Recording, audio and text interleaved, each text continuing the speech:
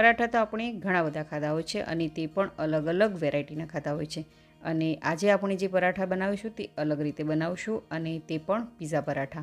અને તે બહુ જલ્દી એવા બની જાય છે અને બાળકોને તો ખૂબ જ ભાવશે. તો ચાલો આ રેસીપી શરૂ કરીએ. નવી રેસીપી શીખવા માટે મારી ચેનલને સબસ્ક્રાઈબ કરજો અને બાજુમાં આપેલા બેલ આઇકોનને જરૂરથી પ્રેસ કરજો, એટલે નવી રેસીપીના નોટિફિકેશન સૌથી પહેલાં તમને મળે.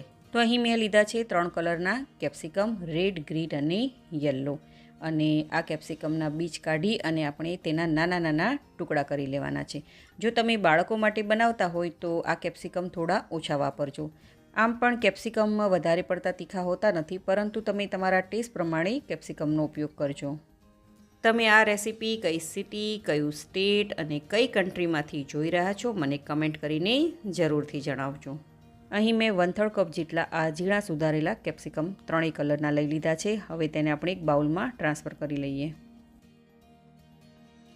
હવે તેની સાથે આપણે એડ કરીશું 1/4 કપ જેટલું હાથેથી મસળેલું પનીર, 2 મોટી ચમચી જેટલા બોઇલ કરેલા એટલે કે બાફેલા મકાઈના દાણા, 1 નાની ચમચી જેટલા ચીલી ફ્લેક્સ, અડધી નાની ચમચી જેટલા ઓરેગાનો અને અડધી નાની ચમચી જેટલો કાળા મરીનો પાવડર, મીઠું સ્વાદ અનુસાર. અહીં મીઠાનું પ્રમાણ આપણે થોડું ઓછું રાખીશું, કારણ કે આપણે તેમાં એડ કરીશું 1/3 કપ જેટલું મોઝરેલા ચીઝ. અને આ ચીઝને મેં આવી રીતે ખમણીને લીધું છે. ત્યારબાદ આપણે એડ કરીશું 1 ક્યુબ જેટલું પ્રોસેસ ચીઝ. ચીઝ અહીં તમે તમારા ટેસ્ટ પ્રમાણે વધારે કે ઓછું પણ કરી શકો છો, પરંતુ આ પીઝા પરાઠામાં મને ચીઝ થોડું વધારે પસંદ છે.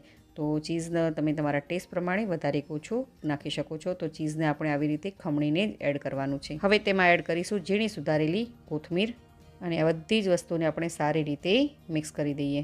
તો અહીં જુઓ, આપણું આ સ્ટફિંગ એકદમ કલરફુલ લાગે છે. તો હવે આપણે નેક્સ્ટ પ્રોસેસમાં જઈએ. તો હવે આપણે પરોઠાનો લોટ બાંધી લઈએ. તો અહીં મેં એક બાઉલમાં 1 કપ જેટલો ઘઉંનો લોટ લીધો છે, જેનાથી આપણે રોટલી બનાવીએ છીએ ને તે જ આપણે લોટ લેવાનો છે. હવે તેમાં સ્વાદ પ્રમાણે મીઠું અને મોણ માટે આપણે 1 નાની ચમચી જેટલું તેલ એડ કરીશું. અને તેલનું મોણ આપણે સારી રીતે લોટમાં મિક્સ કરી લઈએ. અહીં તમે પરાઠામાં ઘીનું મોણ પણ નાખી શકો છો. હવે થોડું થોડું પાણી એડ કરતા જઈશું અને પરાઠાનો આપણે લોટ બાંધી લઈશું.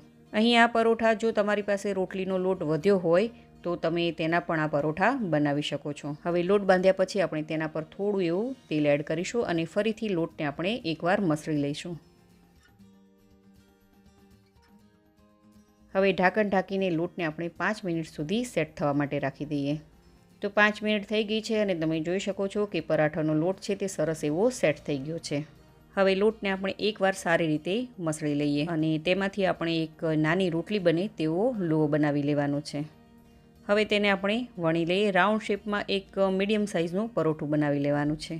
અહીં આ પરોઠા વણતે સમયે મને બિલકુલ અટામણ એટલે કે સૂકા લોટની જરૂર બિલકુલ નથી પડી અને એકદમ પરફેક્ટ મારો આ લોટ બંધાયો છે, એટલે મારે લોટની બિલકુલ પણ જરૂર નથી પડી. તો આવી રીતના આપણે ન વધારે પાતળું કે ન વધારે જાડું એવી રીતના પરોઠું તૈયાર કરી લેવાનું છે. અને આવી રીતે આપણે 2 પરોઠાને બનાવવાના છે. હવે આપણે શું કરીશું, અહીં આપણે આવી રીતે એક વાટકી લઈશું. એની કિનારી વળેલી ના હોવી જોઈએ, તેથી જે પરોઠાનો શેપ દેવામાં આપણને સરળતા રહે. હવે વાટકી પર આપણે એક પરોઠું રાખીશું અને તેમાં આપણે 2 મોટી ચમચી જેટલા આપણે જે સ્ટફિંગ બનાવીને રાખ્યું હતું તે એડ કરીશું.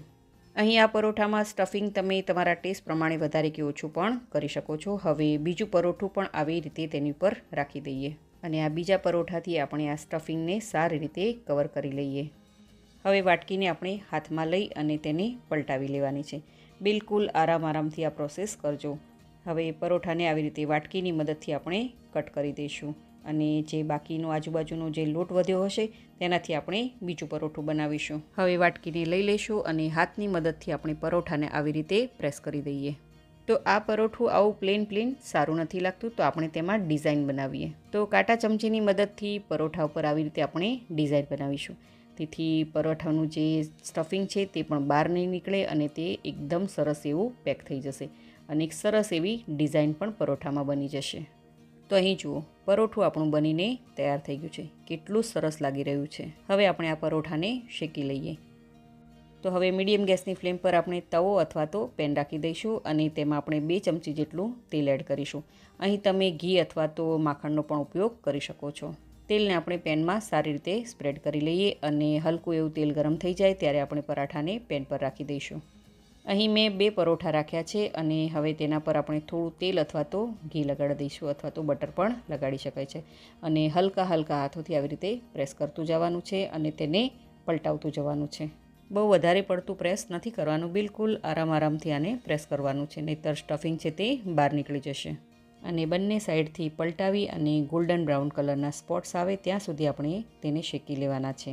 તો અહીં જુઓ, પરોઠા આપણા સરસ એવા ગોલ્ડન બ્રાઉન થઈ ગયા છે. હવે આપણે તેને એક પ્લેટમાં કાઢી લઈએ અને આવી જ રીતે બીજા બધા જ પરોઠાને આપણે શેકીને તૈયાર કરી લેવાના છે. તો તમે જોઈ શકો છો કે મેં બધા જ પરોઠાને તૈયાર કરી લીધા છે. તો ચાલો આપણે તેને ગરમ સર્વ કરી લઈએ. તો આવી રીતે નાની ભૂખ માટે વગર મેંદાના આ પરોઠા ખૂબ જ ટેસ્ટી અને ડિલિશિયસ લાગે છે.